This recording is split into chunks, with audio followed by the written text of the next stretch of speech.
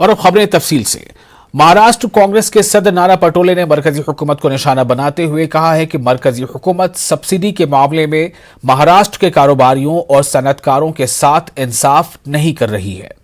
उन्होंने मरकजी हुकूमत पर इल्जाम लगाया कि मोदी हुकूमत मुंबई की सनत को उत्तर प्रदेश और गुजरात मुंतकिल करने के लिए काम कर रही है। यही नहीं, नाना पटोले ने मोदी हुकूमत पर महाराष्ट्र के आईएएस और आईपीएस अफसरान का रियासती हुकूमत को बदनाम करने के लिए इस्तेमाल करने का भी इल्जाम लगाया कि जो बीजेपी जो देश में सरकार में बैठी हुई है वो देश को बेच रही है, देश को चाइना के कब्जे में दे रही है।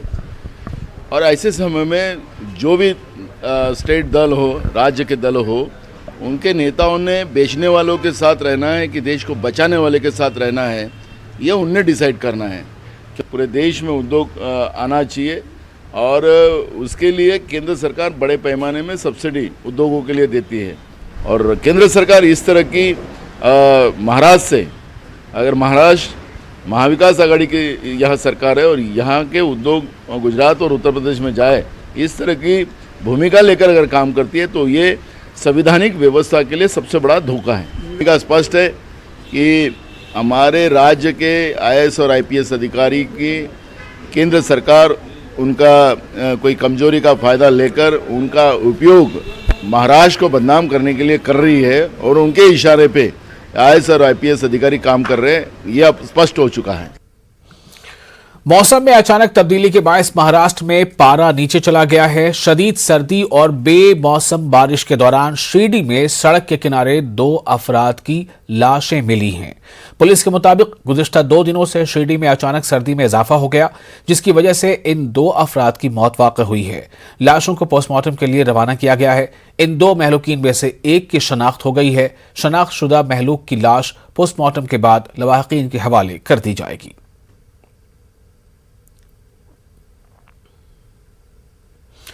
वसई क्राइम ब्रांच के यूनिट 2 ने चोरों का ताक़ुब करते हुए वसई के बाभोला इहाते में एक घर में चोरी की वारदात के 4 घंटे के अंदर इन्हें गोधरा से गिरफ्तार कर लिया। गिरफ्तार तीनों मुलजिम नेपाल के रहायशी हैं। तीनों चोरी करने के बाद नेपाल फरार होने की कोशिश कर रहे थे, लेकिन इससे पहले ही पुलिस ने इन्हें पकड़ लिया। पुलिस ने मुलजिमीन से 13,93,000 मालियत के तलाई और चांदी के जेवरात समेत नकदी बरामद की है।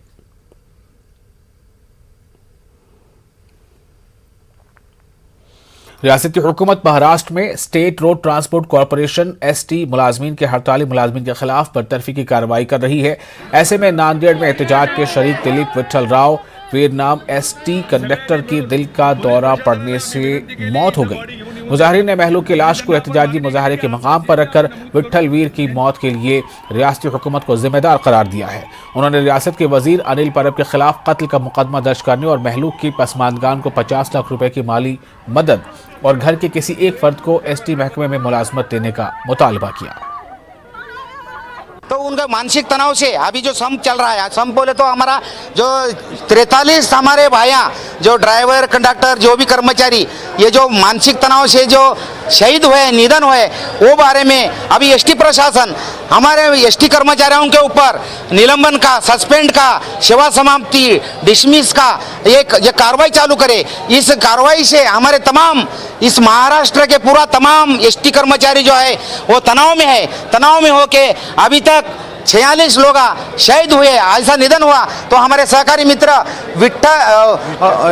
दिलीप विठल वीर कंडक्टर पेशे से थे, उनका निधन हुआ। यहाँ ईसीए पेंडाल में हमारा दुखौटा पेंडाल चल रहा है महीने से, तो उनका निधन हुआ। तो हमारी मांग है अभी जो उनका निधन हुआ उनके परिजनों को 50 लाख रुपए नकदी उनको देना चाहिए और उनके परिवार के एक जन को जो है इस एसटी महामंडल में शामिल कर लेना है नौकरी, यह हमारी मांग है। और एसटी महामंडल का महाराष्ट्र शासन में विलीन करना होना यह हमारी मांग है। थाने के कलवा अखाड़ी किनारे 1 दिसंबर को एक नामालूम शख्स की लाश मिली थी, जिसके शर्ट पर टेलर के लेबल से पुलिस ने इसका सुराग लगाया और इस तरह 24 घंटों में मामला हल कर लिया। ये लाश गोंडी हरी मस्जिद के पास के रहने वाले 33 साला शेख मोहम्मद आसिफ की थी। बाद में पुलिस ने मकतूल का मोबाइल तलाश कर इस पर हुई बातचीत के जरिए कत्ल के इल्जाम में गोंडी से ही 3 मुलजिम निजामुद्दीन, इस्लामुद्दीन, मिर्जा अली नवाब और इरफान अब्दुल खान को गिरफ्तार कर लिया। 1 तारीख को कलवा पुलिस स्टेशन के हाथ में कलवा क्रीक बीच के नीचे हमें एक अनआइडेंटिफाइड डेड बॉडी मिली। जब हमारी पुलिस स्टाफ वहाँ पे पहुँच गए तो पता चला कि 30 से 40 उम्र का वो इसम की डेड बॉडी थी और उसके हाथ पैर दोनों बांधे हुए थे, रस्सी से बांधे हुए थे और उनके बॉडी पे पूरे इंजरी मार्क्स थे। इसके तहत हमने 302 का गुना दाखिल किया कलवा पुलिस स्टेशन में और इमीडिएटली हमारी जो टीम है पीआई मनोहर आवर के जो हमारे सीनियर पीआई है उन्होंने PI Ajgaonkar, PI Kunwar, PI Dinkar, API Dinkar, PSI Kawale, इनके टीम्स ने इमीडिएटली इन्वेस्टिगेशन शुरू किया। इन्वेस्टिगेशन के दौरान हमें पता चला कि जो मृत इंसान थे उनके शर्ट पे एक टेलर का नाम उस पर लिखा हुआ था। उससे हमने आगे इन्वेस्टिगेशन जारी किया। उससे पता चला कि जो मृत इसम है उसके आइडेंटिफिकेशन हमें हो गया। उनका नाम शेख मोहम्मद आसिफ ऐसा है और वो रहने वाले शिवाजी नगर गोवंडी के हैं। उसके बाद हमारी पूरी टीम वहाँ पे गोवंडी में ही इन्वेस्टिगेशन के लिए भेज दी गई थी और 24 घंटे के अंदर हमने 3 आरोपियों को गिरफ्तार किया है।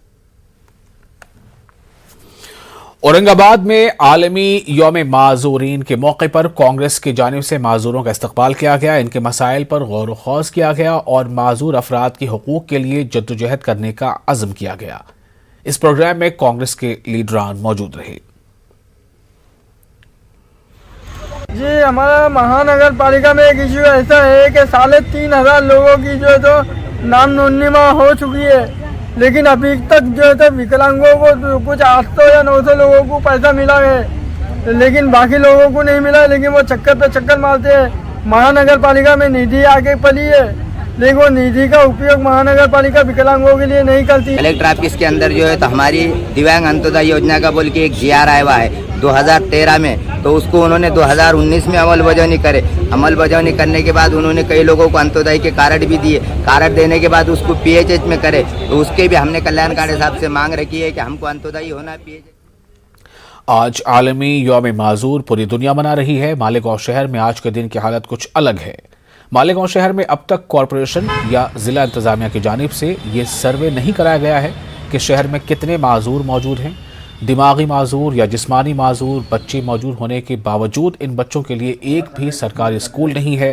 प्राइवेट स्कूलों में आधार रिलायंस क्लब की जानिब से चलाई जाने वाली डेफ एंड डम स्कूल एक अंधशाला मौजूद है। शहर मालेगांव में अब तक का ऑन द रिकॉर्ड 2300 माजूर लोग हैं। जो कारपोरेशन के पास रिकॉर्ड है वो 2300 दिव्यांग लोगों का रिकॉर्ड है, मगर ये रिकॉर्ड उससे डबल है मालेगांव में, जो अभी तक नोंद नहीं हुआ है। और रही बात उनकी शाला की, जो स्कूल की, तो मैं ऐसा समझता हूँ दिव्यांग लोगों की स्कूल मालेगांव में जो सेंट्रल में कोई भी ऐसी स्कूल नहीं है जो उनको वक्त पर तालीम फराहम करे।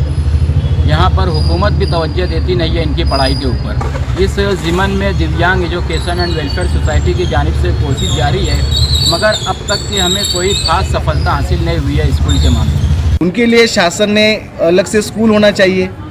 उनके लिए आज अच्छे देखने गए तो मालेगांव के आसपास से और मालेगांव शहर में 2300 से ज़्यादा, सिर्फ 2300 से ज़्यादा हैंडीकैप लोग मालेगांव के अंदर में, तो इनके लिए कभी एक छोटा सा स्कूल के लिए एक सुविधा कर दी गई तो अच्छा हो सकता है।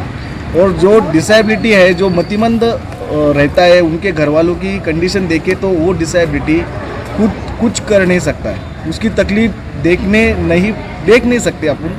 जैसे एक पैर से, एक हाथ से कोई हैंडीकैप रहता है तो उसकी तकलीफ और होती है, पर जो मतिमंद होता है उसकी डिसेबिलिटी घर वालों के लिए बहुत ही तकलीफ होती है। हुकूमत की जानिब से कोरोना वैक्सीनेशन को लेकर बेदारी मुहिम चलाई जा रही है। वहीं मुख्तलिफ सोशल मीडिया महाज पर कोरोना वैक्सीन को लेकर अफवाहों का बाजार गर्म है। ऐसे में अमरावती बल्दिया कमिश्नर प्रशांत रोड़े ने शहर के समाजी, सियासी और मजहबी रहनुमाओं के साथ एक मीटिंग की, जिसमें रोड़े ने उलमा से अपील की है कि वो आवाम को कोरोना वैक्सीन लगवाने की गुजारिश करें और कोरोना वैक्सीन के ताल्लुक से फैलाई जा रही अफवाहों पर तवज्जो न देने की अपील करें। तो ये पता चला कि हमारे शहर में दूसरे शहरों के मुकाबले में वैक्सीनेशन बहुत कम हुआ है। इसलिए मुख्य तौर पर और बहुत ज़्यादा जोर इस बात पर दिया गया कि हमारे हर समाज के हर व्यक्ति ने जो 18 साल की उम्र से ज़्यादा का है वैक्सीन लेना चाहिए। और ये वैक्सीन हमारी जान के लिए नुकसानदेह नहीं है, बल्कि फ्यूचर में और मुस्तकबिल में आने वाली बड़ी बीमारियों से हिफाजत के लिए वैक्सीन लगाई जा रही है। इसलिए जो दिलों के अंदर डर पैदा हो गया है उस डर से बाहर आए। मौत और ज़िंदगी अल्लाह ने रखी है, जब तक इंसान जिएगा चाहे वैक्सीन लगाए या ना लगाए, लेकिन एहतियात करना बहुत ज़रूरी है। अकोला के पातुर में वाक़ा एक उर्दू मीडियम स्कूल के तलबा और तालिबात के हवाले नगर पालिका का कामकाज सौंपा गया, जिसमें तलबा को यह समझाने की कोशिश की गई कि सरकारी महकमों के रोजमर्रा के काम आखिर चलते कैसे हैं। आप भी देखिए और समझिए इस रिपोर्ट में।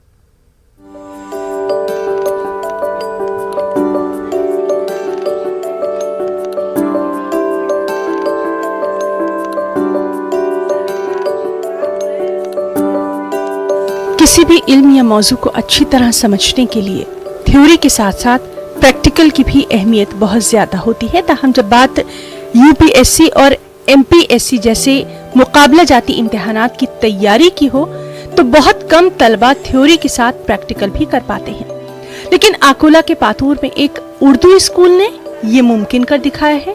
शाह बाबू उर्दू स्कूल ने बच्चों में मुकाबला जाती इम्तिहानात में हिस्सा लेने और उन्हें बाकायदा सिस्टम के बारे में प्रैक्टिकली यानी अमली तौर पर समझाने की शानदार पहल की। आज मुझे नगर अध्यक्ष के तौर पर काम करने का मौका मिला, जहां मुझे नगर परिषद के सिस्टम्स के कोऑर्डिनेशन के बारे में पता चला कि वो किस तरह से काम करके लोगों की प्रॉब्लम सॉल्व करते हैं, और मेरी प्रॉब्लम सॉल्विंग एबिलिटी में भी इजाफा हुआ। आज मुझे नगर परिषद के उपाध्यक्ष के तौर पर काम करने का मौका मिला। मैंने वहाँ सीखा कि लोगों की परेशानियाँ किस तरह हल की जा सकती है और किस तरह से मिलजुल कर काम करते हैं, उसका भी मुझे एक्सपीरियंस मिला। स्कूली तलबा व तालिबात में से एक तालिबा को एक दिन के लिए नगर पालिका की सदर और एक तालिब इल्म को नायब सदर मुंतखब किया गया, जहाँ इन लोगों ने सरकारी महकमों के कामकाज की बारीकियों को बखूबी समझा। आए दिन मुख्तलिफ एक्टिविटीज़ का इनेकाद किया जाता है। इसी सिलसिले की कड़ी के तौर पर हमारे पातूर नगर परिषद में हमारे 2 स्टूडेंट फारिया शीज़ा ने अध्यक्ष और सैयद दानिश ने उपाध्यक्ष का कार्य किया है और अपनी जवाबदारी एक दिन के लिए वहाँ पर निभाई। स्कूल इंतजामिया का मानना है कि स्कूली सतह पर ही बच्चों को तैयार करके यूपीएससी जैसे मुकाबला जाती इम्तिहानात की तरफ रग़बत दिलाई जा सकती है, और जिसके लिए इस तरह के इक़दामात बेहद जरूरी हैं। न्यूज़ 18 उर्दू के लिए अकोला से रिजवान खान की रिपोर्ट।